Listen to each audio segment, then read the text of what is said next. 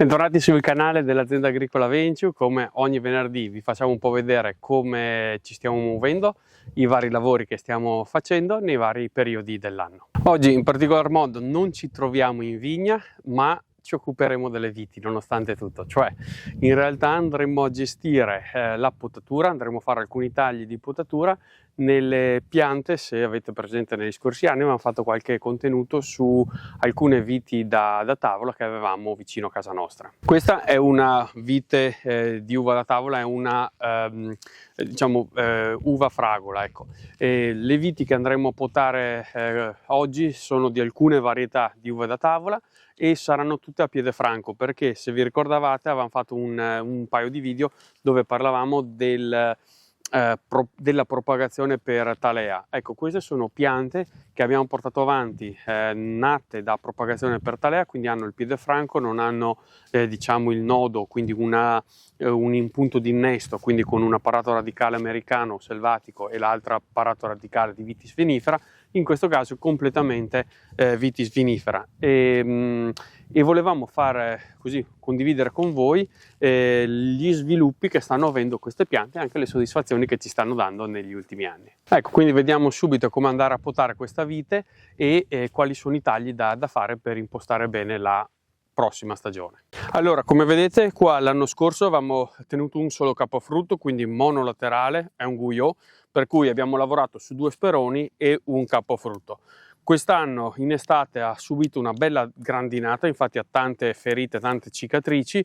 Ovviamente, come sempre, la nostra filosofia: con questo noi abbiamo e con questo noi dobbiamo lavorare, per cui ovviamente facciamo di necessità virtù e andremo a fare i tagli anche in funzione di quello che ci troviamo di fronte. Ecco, come vedete dobbiamo andare a vedere questo sperone come ha lavorato e procedere con la continuità linfatica. Si può notare come prima uscita questa, quindi l'uscita ventrale, diciamo, ha prodotto questo, la gemma ventrale ha prodotto questo tralcio, quindi noi andremo a ragionare su una gemma, la prima gemma rivolta verso il basso, la prima gemma rivolta verso l'alto, e andiamo a fare un taglio netto e preciso a questa distanza. Quindi una volta aver selezionato e individuato il nostro prossimo sperone, ci spostiamo dall'altro lato e andremo a individuare lo sperone dall'altro lato. Ecco, dall'altro lato troviamo lo sperone che ha lavorato bene l'anno scorso. Toccando con la mano troviamo questa come uscita, e quindi questo tralcio sarà il nostro prossimo sperone. Ecco, anche in questo caso andiamo a selezionare il nostro sperone, quindi facciamo un bel taglio netto e questo sarà il nostro sperone da questo lato. Ora, una volta selezionati i 2 speroni, quindi le 2 uscite laterali, non ci resta che andare a studiare il capofrutto. Ora potremo andare a liberare, diciamo, il nostro campo visivo tagliando, diciamo, quello che ha prodotto l'anno scorso, per andare a fare un'ulteriore pulizia e capire meglio come possiamo impostare il lavoro per quest'anno. Quindi andremo a fare pulizia di quello che ha già prodotto la pianta l'anno scorso. Ecco, e come vedete rimane un po' più ordinato, quindi un po' più minimal, diciamo, la pianta, e possiamo ragionare insieme su come impostare la prossima annata. Ecco, da questo lato qui abbiamo purtroppo una gemma che si è biforcata, non lo so se a causa della grandine, a causa del fatto che bisognava fare una pulizia, diciamo, di questi germogli e selezionarne uno solo. Quindi abbiamo una gemma che ha prodotto 2 tralci, i quali non sono particolarmente robusti, quindi già non ci piace molto in partenza, e anche come si è sviluppata da questo lato. Da quest'altro lato invece fortunatamente abbiamo un tralcio che sicuramente ha subito una forte grandinata, ovviamente, però è più robusto e più lungo di fatto, quindi mi dà l'impressione di avere più vigoria, quindi probabilmente sarà la nostra scelta per l'anno prossimo. Avrei preferito la situazione contraria, cioè avere sviluppato di qui il capofrutto anziché da questo lato quest'anno, perché l'anno scorso l'avevamo sviluppata da questo lato, quindi ci piacerebbe sempre controbilanciare anno per anno la scelta del capofrutto, dove si può, ovviamente. Cioè avrei preferito aver trovato di qui il capofrutto, in modo tale da alternare il lato della, appunto della legatura, quindi da una parte un anno da una parte, un anno dall'altra. Ovviamente, come dicevamo in partenza, dobbiamo fare con quello che abbiamo. Per cui una volta scelto questo come capofrutto, andiamo a eliminare la restante parte. Ecco, ovviamente questa non è una potatura di produzione in senso di produzione di quintali di uva, perché è un'unica pianta in questo caso di uva fragola che abbiamo, per cui a noi interessa più che altro che sia bella dolce, grado zuccherino, che si porta a maturazione bene tutta la frutta, per cui abbiamo scelto di tenere un solo capofrutto in questo caso. Ecco, adesso andiamo a tirar via ovviamente tutta la parte di legno che non ci interessa e andiamo a ripulire ovviamente il tralcio che andiamo a tenere, in modo tale che sia libero da femminelle, da piccoli rametti che sviluppa lateralmente la pianta, come ben sapete il ramo, e quindi in questo modo, una volta aver ripulito tutto, siamo pronti per andare a fare la legatura del capofrutto. Ecco, allora noi abbiamo ripulito il nostro tralcio, ovviamente abbiamo tirato via tutto quello che non serviva perché avevamo scartato. Ci rimane il nostro capofrutto pronto da legare. L'abbiamo tenuto leggermente più lungo rispetto all'anno scorso, ma soprattutto perché avendo qualche gemma forse danneggiata dalla grandine, magari la produzione non sarà così abbondante. Ora andiamo a cambiare forbici e andiamo a fare la legatura. Ecco, allora ho recuperato la forbice con il rampino. Se vi ricordavate, abbiamo fatto un video della legatura delle pergole con questo attrezzo. Se non ce l'avete presente, andate a recuperarlo. Abbiamo un pezzo di filo con l'anima in metallo e andiamo a fare la piegatura e la legatura. In questo caso usiamo questo filo come filo di legatura, quindi andremo a fare un doppio giro con questa nostra bavetta di filo e andiamo a utilizzare la nostra forbice. Attraverso questo rampino andiamo a strozzare il filo e poi con appunto l'apparato tagliente andiamo a accorciare il nostro filo di legatura.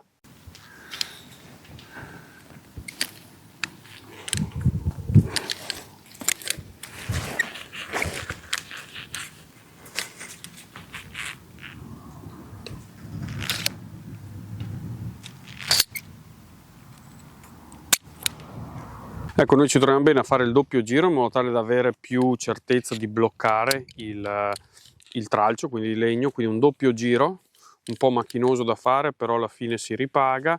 E poi ecco, con un bel gesto veloce, secco, andiamo a attivare il rampino e poi appunto andiamo ad accorciare il nostro filo.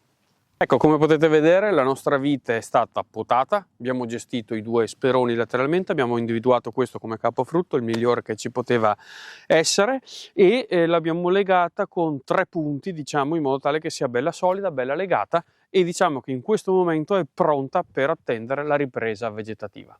Ecco, anche questa pianta la gestiamo come la precedente, quindi sperone e capofrutto, e troviamo qui l'altro sperone, ci hanno dovuti un po' spostare lateralmente.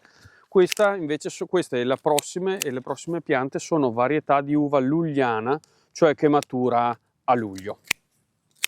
Ovviamente anche in questo caso sono frutto di Thalè, per cui hanno il piede franco, anche in questo caso uva lugliana, matura a luglio, per cui è tra le più precoci che diciamo vanno a produrre, almeno nella nostra zona, proprio perché a luglio tendenzialmente fine luglio, metà luglio, più o meno questa è la sua maturazione, poi dipende un po' dall'estate, dalla stagione, di come è stata, però diciamo che se non subisce particolare stress idrico, c'è una bella stagione comunque calda, questa tra i 20 e i 25 di luglio è pronta da mangiare. Uva bacca bianca veramente dolcissima. Ecco, ovviamente pur essendo uva da tavola, noi andiamo a potarla un po', vedete come gestiamo anche, o gestiremo insomma, le nostre viti, diciamo, a più interesse enologico, quindi sempre con una ramificazione, quindi con uscite laterali. In questo caso, vabbè, abbiamo deciso di tenere un capofrutto, ma anche nelle nostre vigne, quindi può essere l'uva bacca bianca principale della nostra zona, la garganega, teniamo un capofrutto solo, nel Trebbiano teniamo un capofrutto solo, c'è in tante varietà anche dove abbiamo noi in produzione, otteniamo un capofrutto per avere maggiore qualità, maggiore equilibrio della pianta. Ecco, anche in questo caso, dato che mangiamo questa frutta, preferiamo che sia un'uva estremamente dolce. Ecco che tendiamo a tenere magari un po' più scarsa la produzione, favorire il grado zuccherino, quindi la maturazione delle uve. Ecco, ovviamente noi abbiamo piantato una serie di piante qui da uva da tavola, appunto con l'ottica di andare a mangiare la frutta, per cui piuttosto andiamo a creare, a propagare una pianta in più, creare un po' di competizione tra loro, tenendo comunque la quantità per ceppo abbastanza bassa, proprio per avere la maggiore, diciamo, dolcezza delle uve.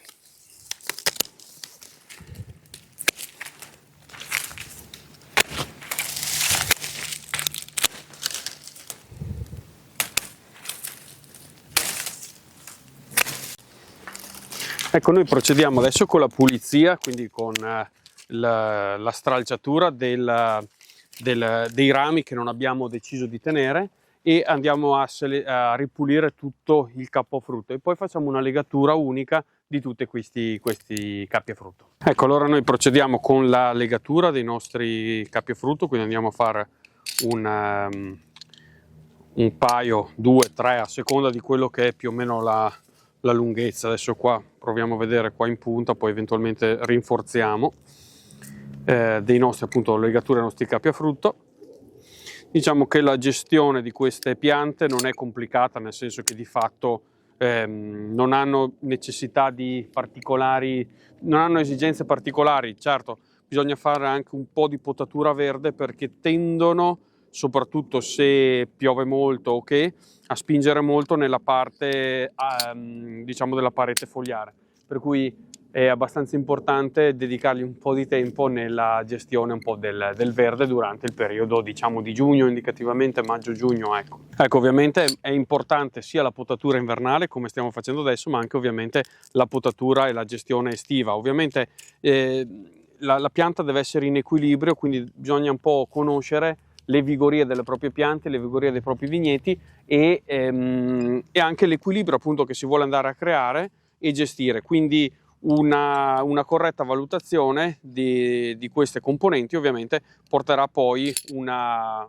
soddisfazione nell'ambito della raccolta, per cui se noi andiamo a tenere un solo capofrutto su una vigna mediamente vigorosa, ovviamente questa spingerà, non avendo tanta uva da alimentare, spingerà molto nella parete vegetativa, svilupperà anche diciamo quelle foglioline responsabili dell'accumulo di zuccheri, quindi la produzione di zuccheri. Quindi è molto importante poi andare a bilanciare la quantità di foglie, lo spessore della parete fogliare, la dimensione della parete fogliare, proprio per avere poi un prodotto di qualità e che dia soddisfazione. Questo, diciamo, è un contenuto un po' particolare che abbiamo voluto porre, e che è un progetto che continueremo a portare avanti, perché un po' la curiosità nostra è quella di portare avanti anche delle uve che generalmente non troviamo facilmente nella nostra zona. Cioè, nella nostra zona è una zona molto vitata e vocata alla viticoltura, e per cui abbiamo dei vigneti dove abbiamo delle bacche, delle tipologie di uve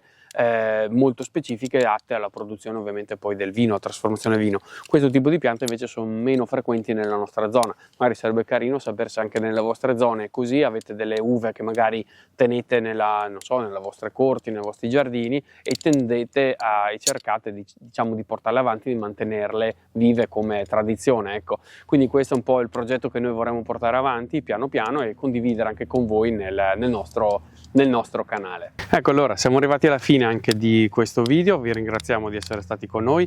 Vi lasciamo qui in fondo delle schede, in modo tale che se volete recuperare qualche video, se ve lo siete persi, come sempre potete andarlo a recuperare. Se avete dei commenti, curiosità, scriveteci qui senza problemi, ci fa super piacere. Ci vediamo il prossimo venerdì con una nuova puntata.